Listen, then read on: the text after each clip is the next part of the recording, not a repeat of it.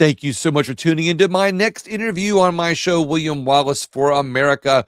With me today in this episode is Carmen Maria Montiel. She has been on my show before a couple times. There's a great little story about her background coming from Venezuela to America. You should go back in the records and my archives and take a listen to that one. But this interview, we're going to focus on her run for Congress that she's doing right now. Carmen, thank you so much for joining the show. I really appreciate you.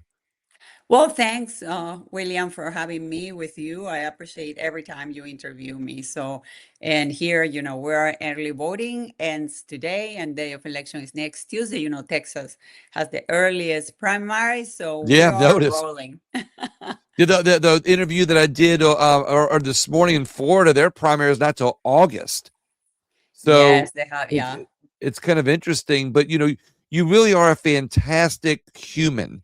I mean, every time I've gotten the chance to know you a bit more over all the times that we've talked, in person Oh, and on interviews, you just have such a wonderful heart. I really think that you would do such a good job for not only your district, but you'd be wonderful for America. And oh, so thank you. I want to get us on to some congressional questions that I've got lined up for every congressional candidate that gets on my that comes on my show right now.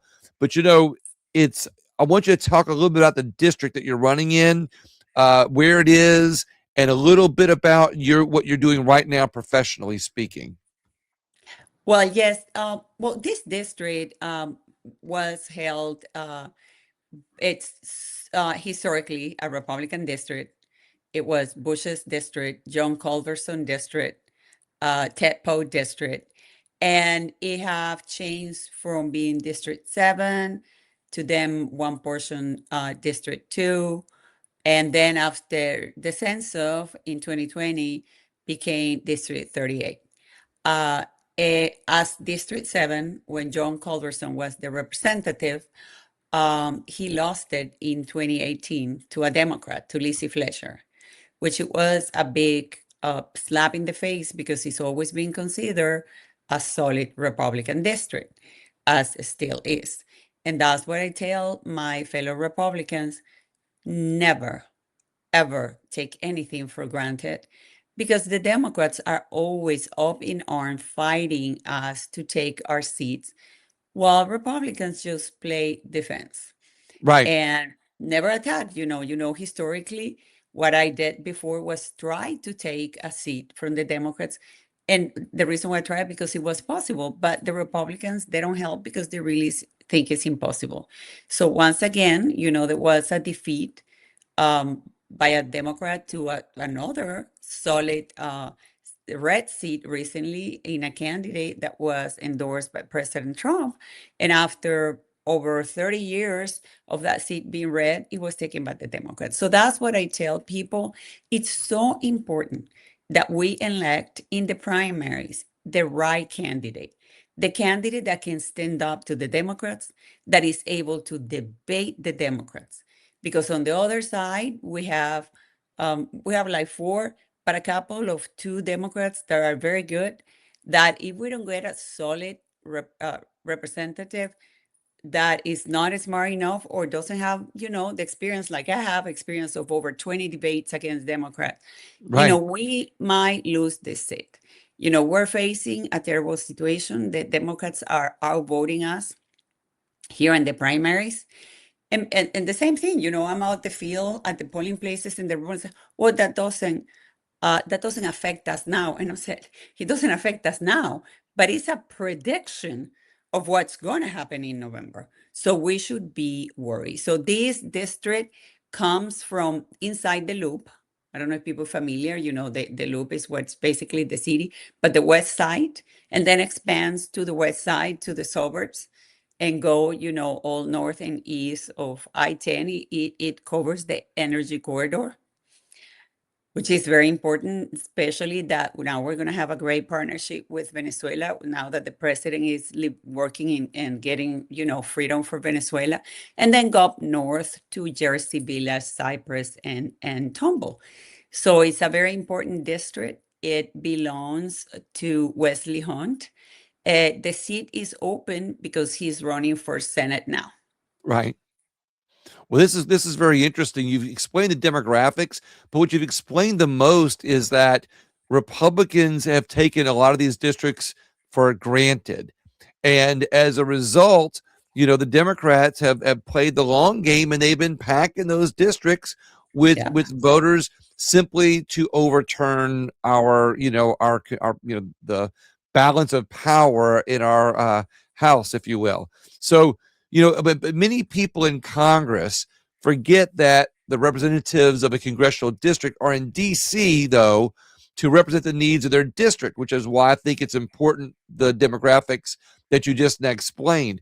But at the same time they represent their districts, they also have to represent do what's right for our country. And we have become so divided in America that sometimes it's hard for congressional candidates or for our Congress people to balance that, and it becomes more of a battle of power, which often benefits corruption and a quest for power instead of doing what's right for America. And many elected officials forget, they forget their roots, they forget their districts, because they forget what their good intentions and their motivations were for running. So my question for you, based on what I just now said, is how will you navigate the system on what you have to do in DC to do what's right for America and get good legislation passed while at the same time representing your district? Well, what I find out by running, because I'm always, sharing time with other candidates, it's that many candidates do not understand the job description. Mhm. We're not moving to DC. We're spending time in DC.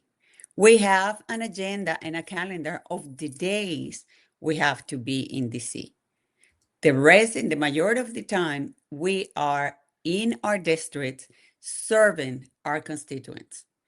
And there is three major points of what it is our job description: voting for laws, writing bills, and representing our constituents and be present. Because historically, many representatives, once they get elected, you never see their faces again. Right. So if I don't see my constituents, how do I know what my constituents want and how do they want me to vote?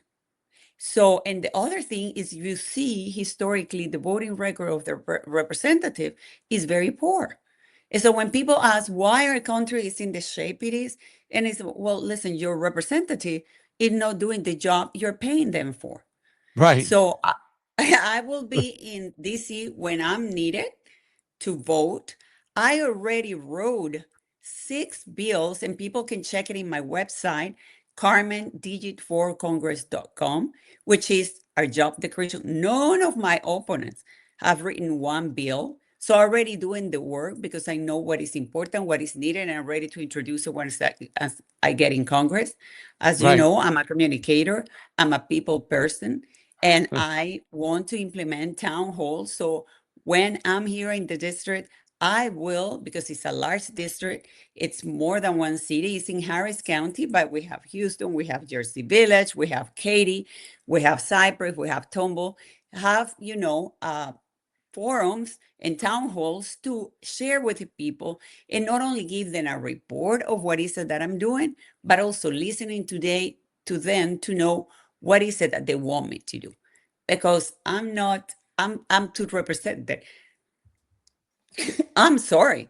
That's okay. You, I know I've been your having allergies. allergies, Your as I allergies told you got you. yesterday. Yeah.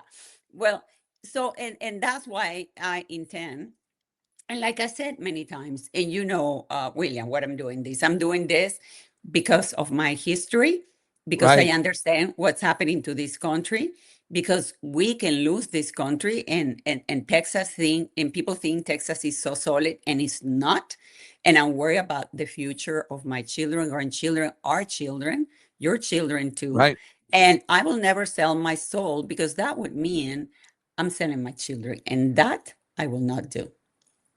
What amazes me about you is you lived in a country, Venezuela, that got overtaken by socialist policies, communist minded people. So you saw firsthand what happened there. And we won't go into that story because we've done it before on the show, and people can go back and watch that, that episode another time. But you saw it firsthand. Do you see the same tactics in changing? In this case, in America, we have precincts, we have districts. Do you see the same tactics in that are going on in America to change the demographics or the voting demographics, we'll say, of the districts? Do you see those same things as they happen in Venezuela? Same type of Well, things? the first thing is the open border. The open border is the major red flag, and it's what happened in Venezuela. In Venezuela, they opened the borders in the 70s, and it, it was people that came in outnumbers. They first destroy, the healthcare. They started creating barrios, which is like chavelas areas, where they raised their flags when the Venezuelan people and the authorities could not enter because it was like another country. And and their Venezuela has birthright, so the children of these illegal immigrants became a voting force and were the ones who voted for Hugo Chavez. Now we're also seeing that we're losing freedom of speech. It started with political correctness, and after COVID, we saw how conservatives were majorly, attacked. And the other issue is the Democrats wanting to regulate arms. And what people don't understand, that one regulation is not the last one. It's one regulation, they want another one, then they want same thing that happened in Venezuela.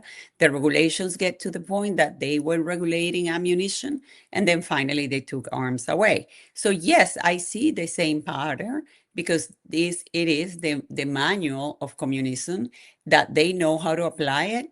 And what happened is this is a bigger country, has taken, it's more difficult to take over. But if this country fall into communism, it'll be Venezuela, and asteroids. It'll Right. be amazing.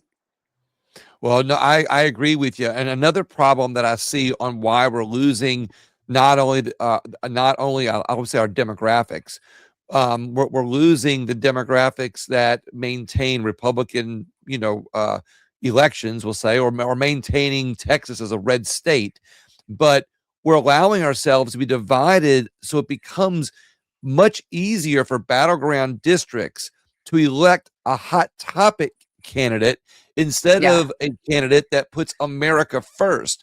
And then Congress tries to get legislation through simply by majority. And depending on how the midterms go, that could be bigger, narrower, or at worst, if history repeats itself, we lose even more seats on a national level, which will pave the way to what I believe, as you're saying, not only the destruction of polls and precincts, but to our country as a whole. But Americans get divided up. The parties tend to vote by party only for a win instead of doing what's right for the country. And a few people hold out, they get the attention, and the Americans lose. So, based on what I just now had to say about that, how will you work with not only with your party, but do you think that there's others that you work with that might vote Democrat, but maybe you can work with them not by giving up your core beliefs and values, but do you think you'll be able to show them how we have better ideas than they have narratives, so we can win the battle of good ideas instead of fighting against the narratives? Do you think you have that chance? Well, there is 29% of Latinos in my district. And, Latinos, we're conservative at heart. Sadly, many Latinos, because of the reality is that the Democrats have catered to the Latinos, like they Mhm. have catered to the Blacks. And that's why many people vote Democrat, because they feel they're getting attention. And that's the reality. The Republican Party doesn't do that. But I am the one that is able to speak to them as one of them many times in the same language and explain them the importance of conservative values, especially nowadays that really the Democrats have really lost their mind with this boy wants to be girls and girls can be boys and men's in the bathroom and women's sports.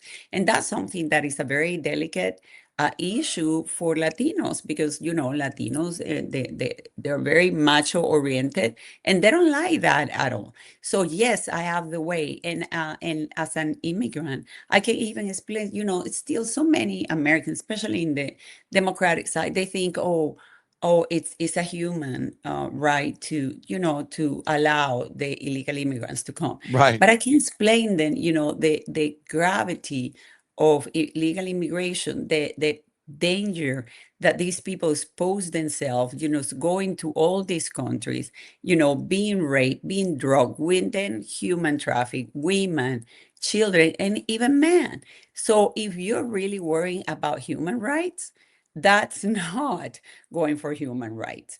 So I'm the person that, as a legal immigrant, have the right to explain that to the people. And also, one of the problems that people say, oh, well, they apply for a political asylum. And what happens is people have complete ignorance of the immigration law. Is when you apply for political asylum, you have to apply in the first country you stop. And that means if you flew directly, it's to that country. But if you go by, walking, like many of these people, for example, for Right. Venezuela, or the countries, they need to apply for political asylum in the first country they stop. They cannot go across 7 countries and come to United States for Right. political asylum. That's not political asylum. That's something else. That's escaping poverty or just want to come to United States. And that needs to stop. Political asylum is being abused in this nation. So I'm gonna go backwards a little bit and summarize something you said in the beginning, which I think is really important here. When I asked how will you be able to bring people, that might vote Democrat, maybe because they're Democrats and in Congress, and because it ends up being a battle of parties, you have the ability because of your background, not only from Venezuela as an immigrant, but also as a Latino. You believe you have that ability to, I don't say, I hate to say cross party lines because that's what people like to believe it, but you'll have that ability to reach across a party line and not give up your values and show them that we have better ideas using these unique skills you have as a Latino and an immigrant. Yes. I Yes, think that's definitely something that all my opponents don't have. And because of I came from another country, I'm an immigrant, I have a different view of things. And I can tell you here, one of the reasons, why Latin people always ask, even well, but they're conservative, they have come to vote Democrats. Say, well, the Democrats cater to them. The right. Democrats give them the time of day. What do you We see as cannot say that about our party, huh? I agree. What do you see as the biggest threat to America right now? The biggest threat to America is illegal immigration because and birthrights, because all those millions of people are having American babies, Right. and in 15 years, we said 18 years, but they're coming here for a while. We will not recognize this country, Paco, and that's the biggest threat. And that's not only the legal immigrants. People with tourist visa come to this country to have babies, and there are Right. complete and full programs from China and other countries to Hmm. bring women to have babies. So that needs to stop, and that's the major threat because we are already being attacked from within, and it's just going to get worse. Unbelievable. I no, I guess I couldn't agree with you more because when United States becomes just a birthplace to be able to for a country to have as a tool to later take over our country and be able to destroy our constitution, then we need to take that tool away from them. Many representatives go to Washington and they forget they're supposed to represent the needs of their district first and Yeah. they get caught up into prioritizing DC. They start prioritizing the federal bureaucracy, and then they start letting themselves be guided by the narratives. What is the biggest issue in your district that you think has gotten forgotten that you'll be able to still remember them when you get to DC? Well, I'm sorry about my dogs. That's okay. That's all right. Crime, crime, because we cannot forget that Houston, we're Mhm. 4 hours from the border. We are in a border state. We are the number one city with illegal immigrants in the nation. And we're also, a sanctuary city. So crime. And in my district, people tend not to talk about crime when that's a major issue, not only in City of Houston and Harris County, but of course in our district. And that's one of the things that have nobody, what amazed me about my opponents, it's when we have the forums, they just try to convince you who is the most conservative, the most MAGA, the most America first, which is funny because they're saying words. You go to my website, you go to my social media, and you see how involved I have been for years at the Right. border, at rallies. So I don't need to convince anybody because I done the work. But nobody talks about the issues. I'm the only one talking about the issues. Okay, we're all conservative, the 10 of us. We don't need to convince. I'm the most conservative because it's Right. like, no, what we need to convince the voter is who is going to get the job done. Well, now the point that I like that you're making is, people tend I being a conservative, being a Republican, and supporting the agenda of what's happening right now that we're trying to guide the country more to the right. I also don't like people trying to ride the coattails of the MAGA movement, or they're trying to ride the coattails. I'm more, like you said, I'm more conservative. The reality is the left has successfully made conservatism a bad thing. So Yes, as we like to say, we're more conservative. That only magnifies what the opponents on the left are saying. That we're, exactly. well, I'm worse than them is kind of what the Democrats, the voting Democrats in those districts hear. What we need to work on better, which is what you're doing, and I love. It's one of the things I love about you, is that you were saying we have better ideas. You're saying that, Yeah, you're saying, look at what I've been working on and look at the ideas that I have to offer. And don't just look at that I'm conservative or that I can be more MAGA. You're saying, hey, look, I want to run on good ideas because it's good ideas that are going to win the long game. And that, like we've been exactly. saying, is what I think Republicans have not been doing enough over time. No. They, they haven't been doing enough of that. How no, I have a couple more questions for you here, of course. What legislative ideas do you have that you believe will bring more people together on those good ideas that have positive solutions for the future of America? Well, I have a bill about election integrity. I'm proposing 1 day of voting, national holiday. I believe early voting just give a chance to the Democrats to calculate how many votes they need to rig the elections. I don't, I'm proposing no more ballots by mail unless you are in service or definitely a very serious ill that you can prove, to go to vote. Mhm. Of course, you have to show your ID and get rid of the machines and do paper ballot. I believe that the most important thing is because we don't have good elections, we can we cannot say we're a republic and we cannot say we're a nation because somebody else is deciding for us and is ruling our country for us. I have another bill that is a COVID bill, so we protect ourselves for whatever happened during COVID to ever happen again to us, for people to lose their jobs, for people to be forced to wear masks, or get a COVID machine, or that should never happen again. It's unconstitutional, but it's so sad that we have to write a bill in order to Right. preserve that from from us. I have an immigration moratorium because what we have right now is not only the problem of the legal immigration, even the legal immigration is being abused. The H1B1 visas. It's there was just recently, a couple of weeks ago, discovered that Texas A&M has spent $3.2 million bringing professors to our universities when we have people we can hire here. And Right. also because of the mess we have, I think that for 10 years there should be an immigration moratorium and only bring the people that are absolutely necessary. Because I understand We need doctors, we need nurses, we don't graduate enough engineers. There are specific areas when we need people, but this needs to be proven, not like it's being right now. One of the problems when people said, well, immigration reform, we don't need immigration reform. What we need is enforce the laws. The Right. laws are there, the laws exist, and we just need to enforce it.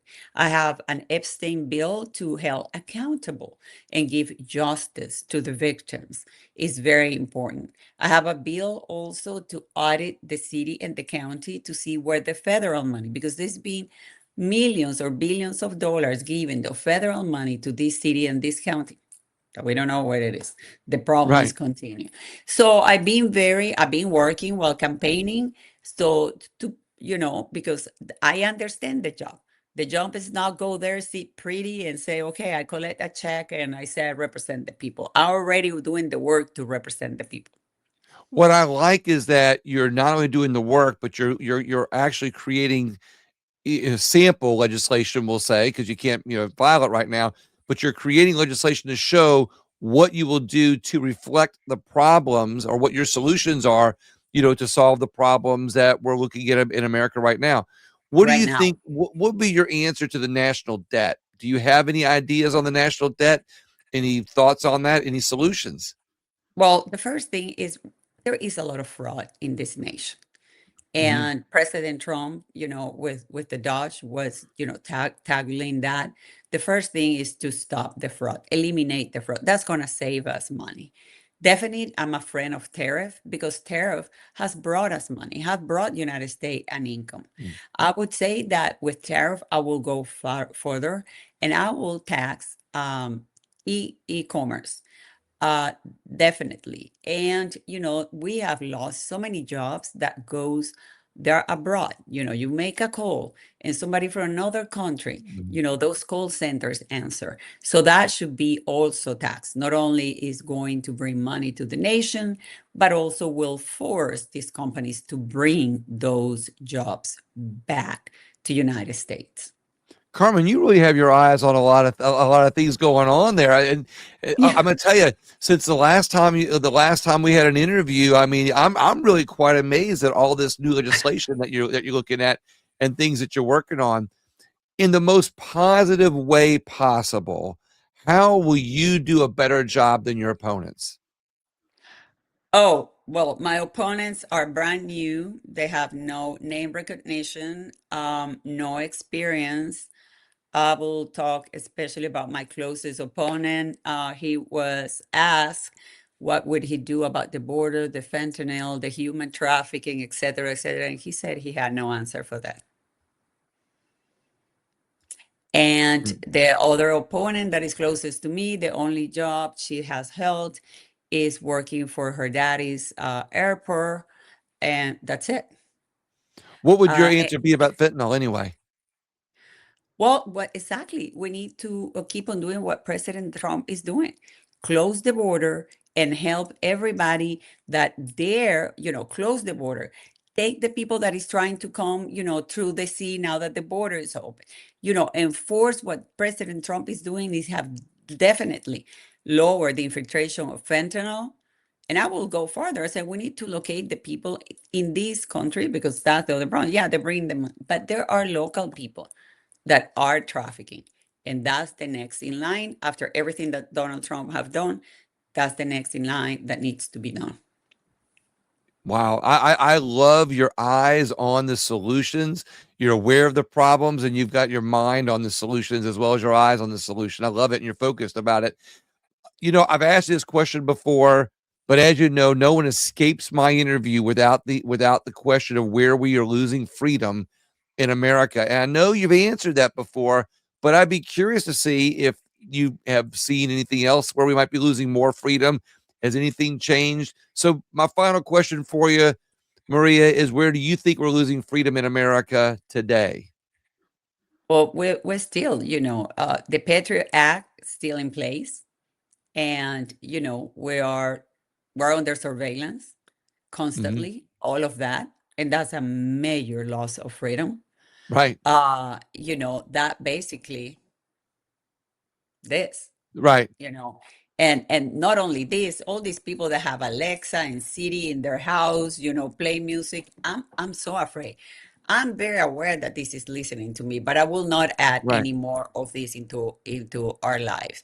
We don't have freedom of speech as we use. We're still conservative, still punished. I still am punished. Even I have problems with X, even though, Elon Musk has not been able to completely clear all the problems in X.